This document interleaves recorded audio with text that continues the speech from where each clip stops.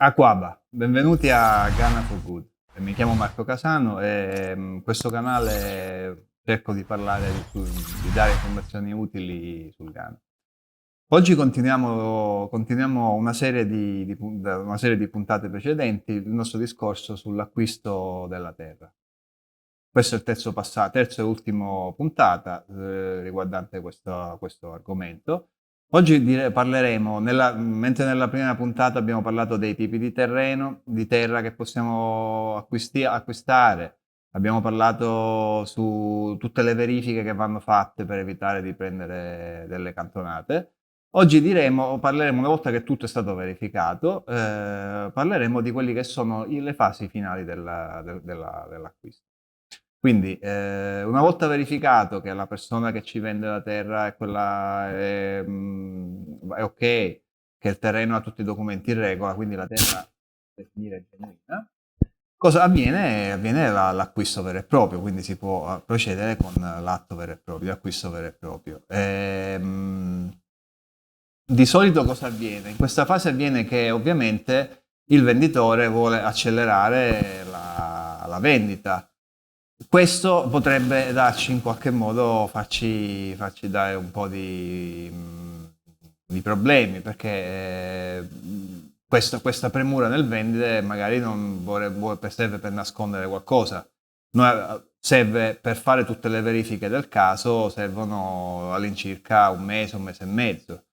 Per questo motivo di solito che si fa? Si fa quello che viene definito un Sale Purchase Agreement, quindi è un contratto nel quale il venditore si impegna a non vendere a nessun altro, nel frattempo il compratore si impegna ad acquistare solo e esclusivamente nel caso in cui tutta una serie di postille che vengono definite congiuntamente dalle parti sono verificate. Questo può aiutare a crearsi il tempo, ad avere il tempo necessario a fare tutti i necessari step di verifica, anche perché l'acquisto di una terra in Ghana può essere anche una cosa molto costosa, dipende tanto dalle aree. Poi magari in un altro video parleremo anche del costo della terra in Ghana, dipende dalle aree in cui si compra. Un terreno in Cantonment può costare svariati milioni di dollari, quindi diciamo che fare tutte le dovute verifiche è dovuto per evitare di perdere tanti soldi.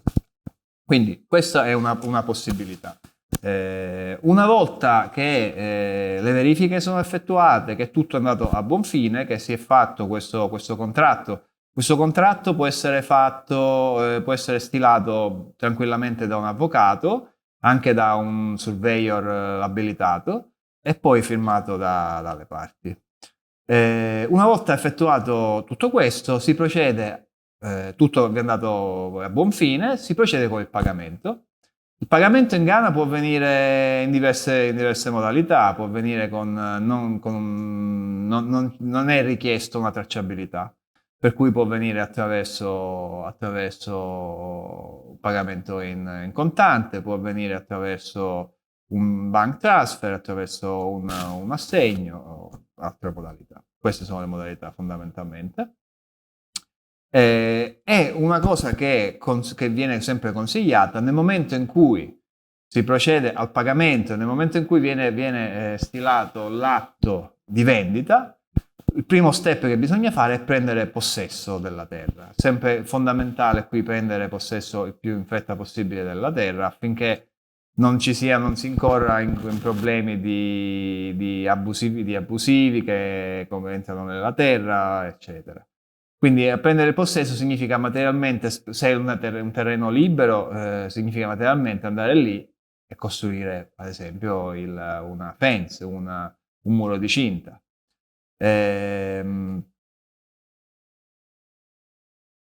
Come avviene realmente il passaggio di proprietà del terreno? Quello che in Italia chiamiamo atto di proprietà, trasferimento di proprietà, che è quello che fa solitamente il notaio, qui in Ghana viene chiamato indenture o deed o instrument. Questo qua è un esempio, questo è un terreno che ho acquistato io, questo è un esempio di atto di trasferimento di proprietà, quindi di indenture. all'interno del quale sono presenti quindi i nomi delle parti, è presente indicato la posizione del terreno, eccetera, eccetera. Questo viene preparato ovviamente da un avvocato, c'è il costo, il prezzo al quale questo terreno viene venduto. È inserito all'interno di questo documento una mappa catastale che deve essere assolutamente firmata da un surveyor, da un geometra abilitato e dal surveyor regional, e che deve avere al suo dietro, nella parte posteriore, questo tipo di codice QR code per essere ufficiale. E poi, sempre all'interno di questo documento di trasferimento, c'è quello che viene chiamato giuramento, con un giuramento tra le parti, con dove firmano pure dei testimoni. Questi testimoni, nel caso di un problema in corte successivo, saranno quelli che verranno interpellati.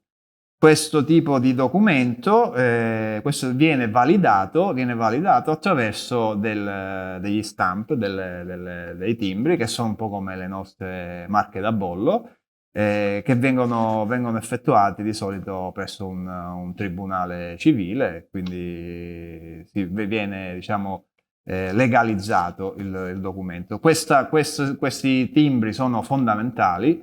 Senza questi, spesso capita che in un eventuale problema in corte il documento potrebbe non essere considerato valido, quindi è importante avere i timbri che definiscono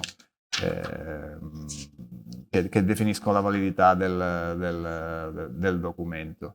Nel caso di l'acquisto, un'altra cosa un'altra informazione importante inserita all'interno dell'indencia è il tempo, la durata del lease. Come abbiamo detto, uno straniero in Ghana potrebbe teoricamente comprare una terra al massimo per 45 anni. Questo può, come abbiamo detto precedentemente, può succedere che può essere anche più lungo nel caso di terra comprata da privati. Se si acquista una terra che fa parte di uno STUL, è importante anche fare una verifica presso l'ufficio della Land Commission dedicato allo STUL, per verificare che l'attuale proprietario dello STUL che ci sta vendendo la terra sia in regola, per esempio, con tutti i pagamenti prima di potercelo vendere a noi, perché altrimenti se ci sono degli arretrati potrebbe essere un problema. Attraverso questo documento, diciamo, avviene il vero e proprio passaggio di proprietà. Quindi con questo documento io posso definirmi proprietario, legalmente proprietario di un terreno. Da questo momento in poi mancherebbe poi un ultimo passaggio, che è quella della registrazione della terra al registro del catasto. Questo è un ultimo processo che non tutti alla fine fanno, ma che è importante fare, perché è quello che realmente evita in un futuro che la propria terra possa rientrare all'interno di altri scam, perché qualcuno potrebbe provare a vendere la nostra terra. Quindi è sempre meglio fare anche una registrazione. Attraverso la registrazione, chiunque che vada alla Land Commission e voglia sapere chi è il proprietario di quel terreno spunterà il vostro nome, perché è stato definitivamente registrato a vostro nome. Ho cercato di dare un sunto, poi ci sono tutta un'altra serie di informazioni che sarebbero importanti, per esempio per terreni oltre 50 acri, quindi grandi proprietà, ci sono tutta un'altra serie di documenti che bisogna andare a preparare presso la Land Commission, però diciamo in generale queste informazioni, se tenute in conto e con le dovute precauzioni, possono veramente aiutare ad evitare di incappare in problemi. Spero che quanto abbiamo detto vi è stato utile. Come al solito iscrivetevi al canale, ci vediamo nelle prossime puntate. Ciao a tutti!